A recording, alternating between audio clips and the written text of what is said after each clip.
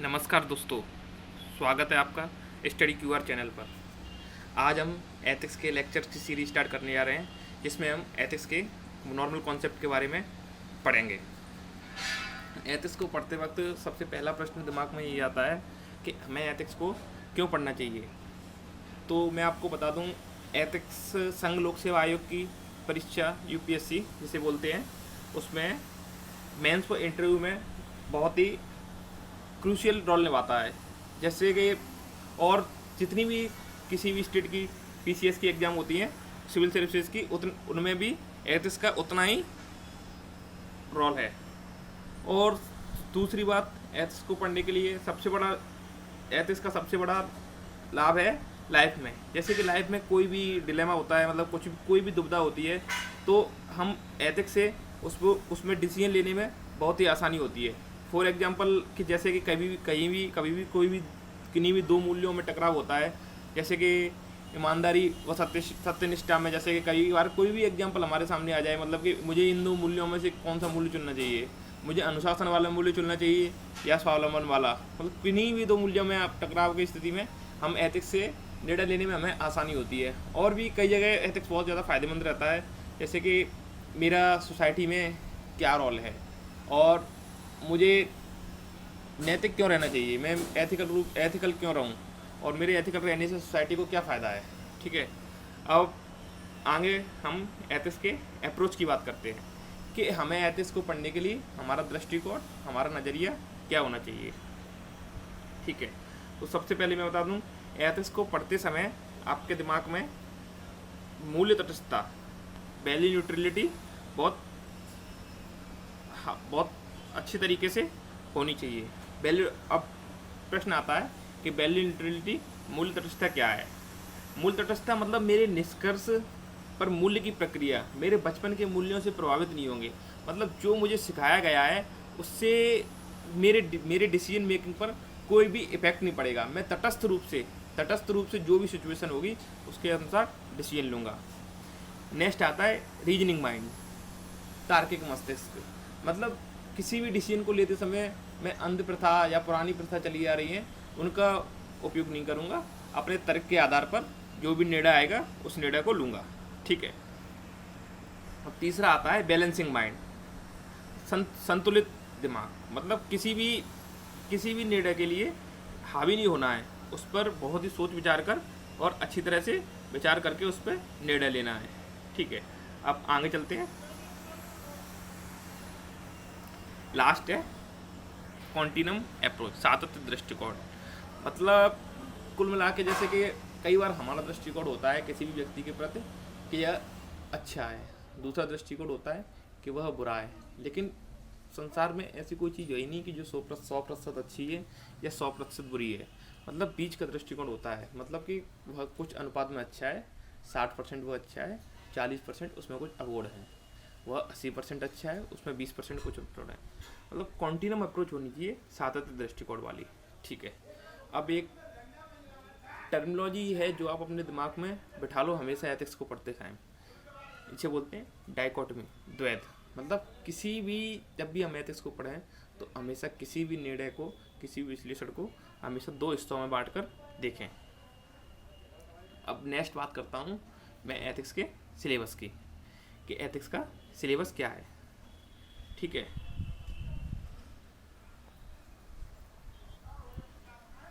Syllabus की बात करें तो एथिक्स के सिलेबस में हमेशा, चाहे वो यूपीएससी का एग्ज़ाम हो चाहे स्टेट पीसीएस का एग्ज़ाम हो, आपको सिलेबस हमेशा दो भागों में दिखेगा, एक थ्योरी, एक केस स्टडी। तो थ्योरी वाले पोर्शन पे बात करते हैं। इसमें सबसे पहले इंट्रोडक्शन, जो मैं आपको मतलब एथिक्स के इंट्रोडक्शन में मतलब मैं आपको बताऊंगा एथिक्स के बारे में, वैल्यूज के बारे में मैं आपको थोड़ा थोड़ा बता दूंगा। सेकंड आता है एटीट्यूड, अभिवृत्ति। थर्ड एप्टीट्यूड, अभिरुचि। Fourth emotional intelligence, fifth philosophy of ethics, और six administrative ethics, seven corruption.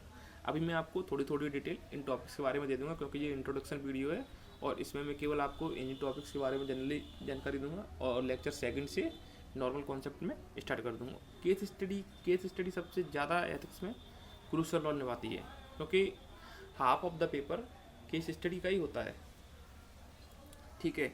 इसीलिए केस स्टडी को अच्छे से करेंगे। कुछ केस स्टडी मैं आपको यहाँ पर कराऊंगा, कुछ आप अपने से भी और भी बुक से कर लेंगे, ठीक है। अब मैं आपको बता दूं कि जैसे कि ये एथिक्स के जितने भी थ्योरी के पोर्शन हैं वो आपके किसी न किसी सिलेबस का किसी न किसी पार्ट का हिस्सा है, ठीक है। जैसे कि आपके साइकोलॉजी में एटीट्यूड, एप्टीट्यूड और इमोशनल इंटेलिजेंट वाला टॉपिक आता है, ठीक है। सेकंड, फिलॉसफी में आपका topic number 5 philosophy of ethics, ठीक है। और थर्ड, पब्लिक एड में टॉपिक नंबर 3 का छोटा सा हिस्सा आता है, टॉपिक नंबर 6 और 7 एडमिनिस्ट्रेटिव एथिक्स और करप्शन वाला, ठीक है।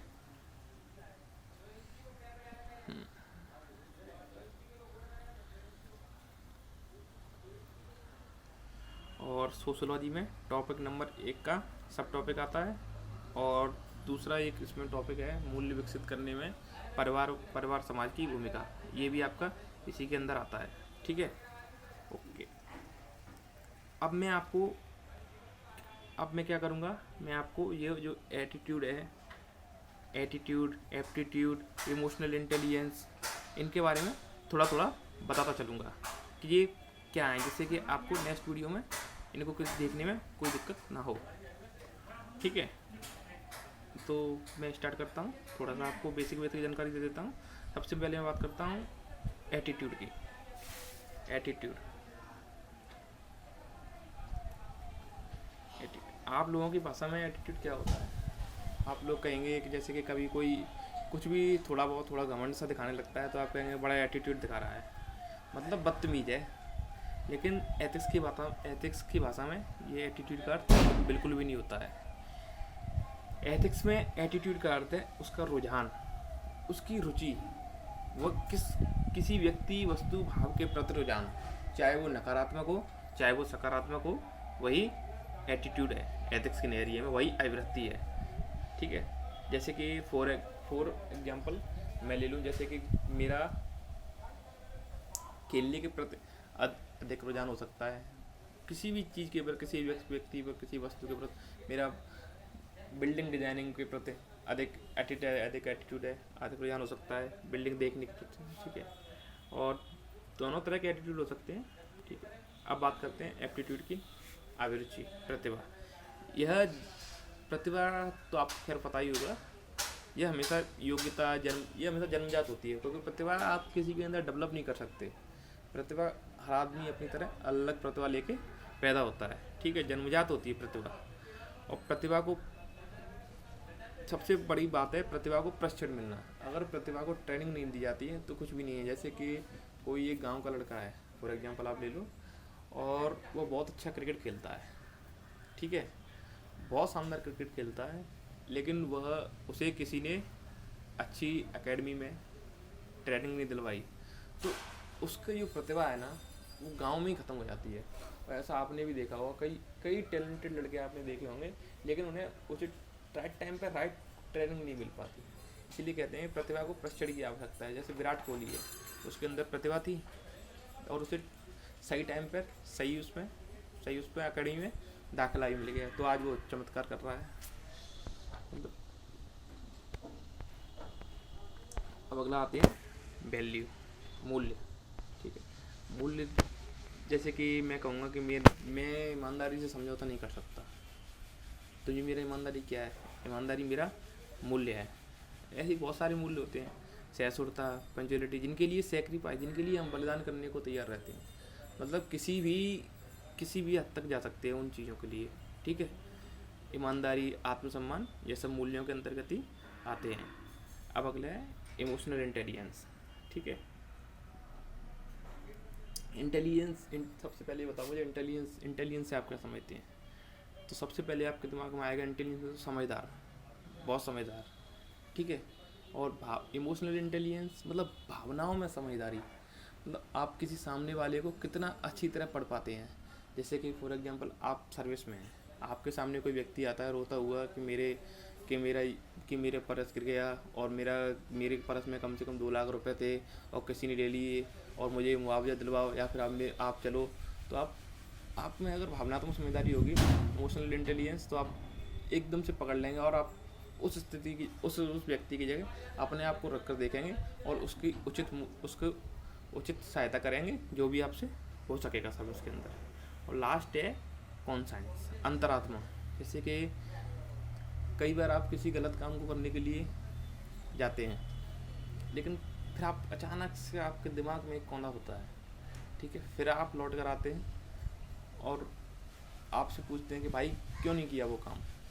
तब आप कहेंगे मेरी अंतरात्मा ने जवाब नहीं दिया, ठीक है। मतलब अंदर से आवाज़ देने वाली, मतलब एक अंतर्द्वंद सा चलता रहता है।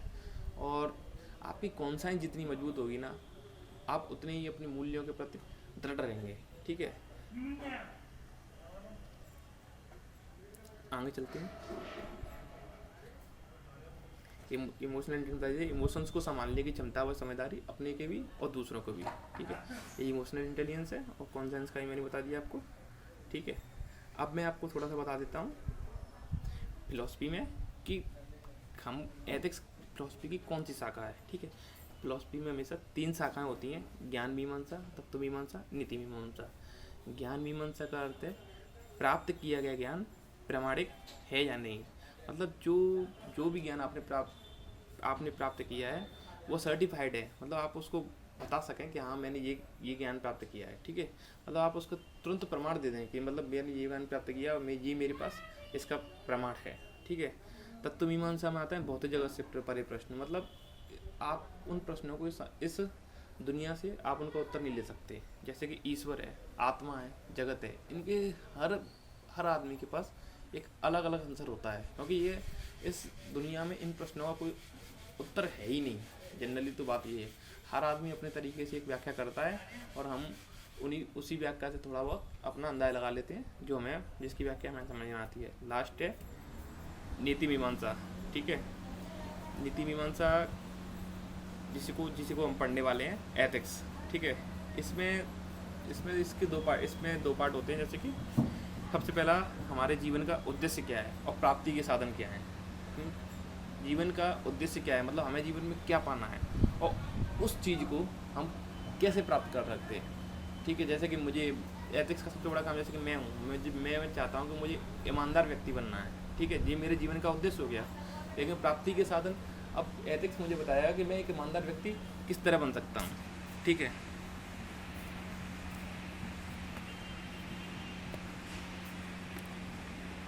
अब इसमें एक टॉपिक आता है समाज वाला, ठीक है। इसमें मैं आपको बता दूं एक सामाजिक नियंत्रण, या मतलब बच्चे का सोशलाइजेशन कैसे होता है, सामाजिकरण, ठीक है। तो 4 तरह की प्रक्रिया आपको हमेशा समाज में 4 तरह के बच्चे दिखेंगे, ठीक है। सामाजिक, असामाजिक, समाज विरोधी और समाज तटस्थ, ठीक है। जो बहुत ज़्यादा समाज में रहता है वह एक तरह सामाजिक प्राणी है, लेकिन कुछ आपने देखे होंगे जो बिल्कुल समाज से कटे हुए रहते हैं, उन्हें असामाजिक कहते हैं, ठीक है। और कुछ बिल्कुल भी कुछ समाज विरोधी होते हैं, जिन्हें एंटी सोशल बोलते हैं, मतलब वो समाज की हर परंपरा का विरोध करेंगे, ठीक है। कुछ समाज तटस्थ होते हैं, मतलब उन्हें कोई मतलब ही नहीं है क्या चल रहा है समाज में, इस तरह होता है। तो जो बच्चा है ना वो समाज तटस्थ होता है। तो समाज तटस्थ से ये सोशल उसे सामाजिक बनाने की प्रक्रिया ही समाजीकरण है। और इसके लिए इस बच्चे को सामान्यतः समाजीकरण बच्चे का किन्हीं भी मतलब 3 माध्यमों से होता है। एक तो उसके परिवार में, एक उसके विद्यालय में और एक उसके आसपास कौन है, ठीक है। इसके लिए पुरस्कार और दंड की व्यवस्था भी अपनाई जाती है। जैसे कि मान लो कोई बच्चा है, ठीक है, आप उससे बोलोगे कि अगर आप माता पिता के पैर छू के आते हो तो आपको पुरस्कार दिया जाएगा, लेकिन अगर आप पैर छू के नहीं आते हो तो आपको पनिश किया जाएगा, 10 उठक बैठक लगवाई जाएंगी, मतलब कुछ भी ऐसे ही। तो पुरस्कार और दंड की व्यवस्था, जो बच्चा पैर छू के आ रहा है वो धीरे धीरे सामाजिकरण की इस प्रक्रिया में ढलता जाएगा, ठीक है। और जिस पर दंड मिलेगा वो भी आगे कोशिश करेगा कि मैं पैर छू के आऊँ। तो इस तरह ए सोशल से सोशल बनाने की प्रक्रिया चलती है। अब मैं आपको बताऊंगा कि एथिक्स की डेफिनेशन क्या, एथिक्स की परिभाषा क्या होती है, ठीक है। नैतिकता, एथिक्स है क्या? जब आपसे कोई पूछे कि हाँ भाई एथिक्स पढ़ रहे हो, एथिक्स की डेफिनेशन क्या है, ठीक है। अब मैं बताऊँ, नैतिकता वह सामाजिक व्यवस्था है जो किसी समाज के सदस्यों के लिए नैतिक मूल्यों और आचरण के प्रतिमानों का निर्धारण करती है तथा यह प्रयास करती है कि समाज के सदस्यों का व्यवहार उन्हीं मूल्यों व प्रतिमानों के अनुरूप विनियमित हो सकते हैं, ठीक है। अब इसमें 3 टर्मिनोलॉजी निकल के आती हैं, नैतिक मूल्य, आचरण और प्रतिमान, ठीक है। अब क्या कह रहा है, नैतिकता वह सामाजिक व्यवस्था है जो किसी समाज के सदस्यों के लिए नैतिक मूल्यों और आचरण के प्रतिमानों का निर्धारण करती है। मतलब एथिक्स वह एक प्रक्रिया है जिसमें आपके लिए नैतिक मूल्य और आचरण के प्रतिमान डिसाइड एथिक्स के द्वारा होंगे, ठीक है। जैसे कि और समाज के सदस्यों का व्यवहार उन्हीं मूल्यों और प्रतिमानों के, जो भी मूल्य डिसाइड किए गए हैं समाज में, जैसे कि ईमानदारी है, सत्यनिष्ठा है, अनुशासन है, उन्हीं के अनुसार समाज के सभी लोगों का व्यवहार होना चाहिए। यह एथिक्स का सबसे बड़ा काम है।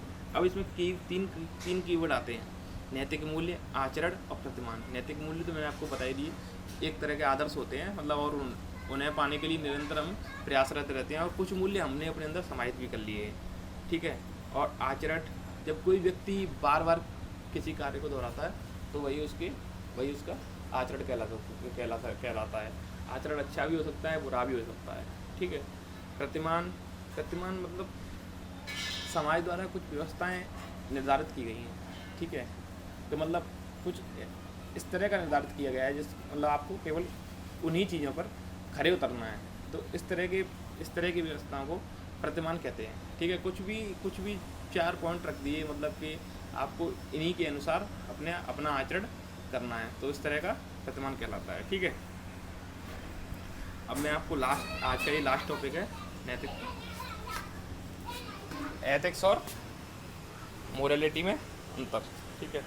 एथिक्स शब्द की सबसे पहले मैं आपको बताता हूँ, एथिक्स शब्द की उत्पत्ति ग्रीक शब्द एथिका से हुई है, जिसका अर्थ है रीति रिवाज, और मोरालिटी इसकी उत्पत्ति लैटिन शब्द ग्रीक मोरस से हुई, जिसका अर्थ है रीति रिवाज, लोक रूढ़ियाँ, ठीक है। और सबसे पहले इसमें अंतर बताता हूँ मैं आपको, ठीक है। और एथिक्स में अंतर है, एथिक्स वस्तुनिष्ठता पर आधारित होती है, जबकि मोरालिटी आत्मनिष्ठा पर। मतलब एथिक्स नीतिशास्त्र एक वह सामाजिक व्यवस्था है, मतलब जो समाज के द्वारा निर्धारित की गई है, और मोरालिटी मतलब हमारे खुद के अंदर हमारे खुद के बनाए हुए मूल्य हैं। इसलिए एथिक्स वस्तुनिष्ठ है और मोरालिटी आत्मनिष्ठ है। जैसे कि मैं ऑफिस गया तो ऑफिस के जो मूल्य होंगे ना, मुझे उन्हीं के अनुसार व्यवहार करना पड़ेगा। और मोरालिटी की मेरे खुद के बनाए हुए खुद के मूल्य हैं, जैसे कि मैं उसमें मुझे अनुशासन का पालन करना है, मुझे ईमानदारी का पालन करना है, ठीक है। और मैं अपने कुछ मूल्य इसमें ऐड कर सकता हूँ। एथिक्स को सोसाइटी तय करती है, वही मैंने बता दिया कि एथिक्स सामाजिक व्यवस्था है, एक समाज के अनुसार जो मूल्य बनाए गए उनका।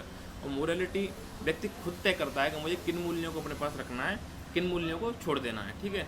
एथिक्स एक्सटर्नल होते हैं, इनका दबाव बाहरी होता है, जबकि मोरालिटी इंटरनल है, आंतरिक प्रक्रिया है, ठीक है। एथिक्स का दबाव रहता है, जब आप समाज में जाओगे, जब आप ऑफिस में जाओगे काम करने, तो आपको ऑफिस के उन मूल्यों को पालन करने का दबाव रहेगा। लेकिन जो मोरालिटी है, आपने जैसे कि मान लो अपने लिए ईमानदारी का मूल्य चुना है, तो आपके आंतरिक प्रेरणा पर आधारित है। मैं आपको बता दिया, एग्जाम्पल भी दिया मैंने, एथिक्स कार्यालय और मोरालिटी व्यक्तिगत जीवन। अब मैं आपको इन दोनों में संबंध बताता हूँ। जैसे कि किसी के अंदर एथिक्स भी है, मोरालिटी है। मान लो कोई व्यक्ति ऑफिस जाता है, वो ऑफिस में भी अच्छा कार्य कर रहा है, और उसके द्वारा जो खुद के मूल्य डिसाइड किए गए हैं, ईमानदारी वगैरह, उन्हें भी वो अच्छे से पालन कर रहा है। सेकंड, ना तो किसी के अंदर ना तो एथिक्स है ना मोरालिटी है। जैसे कि कोई व्यक्ति है, वह कहीं भी जाता है, ऑफिस में भी जाता है तो वहाँ भी काम से चुरा रहा है, और घर पे भी आता है तो उसने अपने जो मूल्य डिसाइड किए हैं, कुछ भी ईमानदारी वगैरह कुछ भी उसका जो मूल्य हैं, उन्हें भी अच्छे से पालन नहीं करता है, तो उसके अंदर ना तो एथिक्स है ना मोरालिटी है, ठीक है। एथिक्स है लेकिन मोरालिटी नहीं है। जैसे कि मैं बाहर जाता हूँ, सड़क पर रेड लाइट जल रही है तो मैं अपनी गाड़ी रोक देता हूँ, लेकिन जैसे ही मैं घर आता हूँ तो मैं जो मुझे अपना कार्य करना चाहिए, जो मुझे अनुशासन से रहना चाहिए, मतलब किसी भी तरह से मैंने जो मूल्य डिसाइड किया है, मैं उसके अनुसार कार्य नहीं करता हूँ, ठीक है। दूसरा एथिक्स नहीं है, मोरालिटी है। मैं ऑफिस जाता हूँ लेकिन ऑफिस में अच्छे से काम नहीं करता, जबकि घर पे मैं आके अपने जो भी मैंने मूल्य डिसाइड किया है अपना, और घर पे आके व्यवस्थित रूप से कार्य करता हूँ। ठीक है,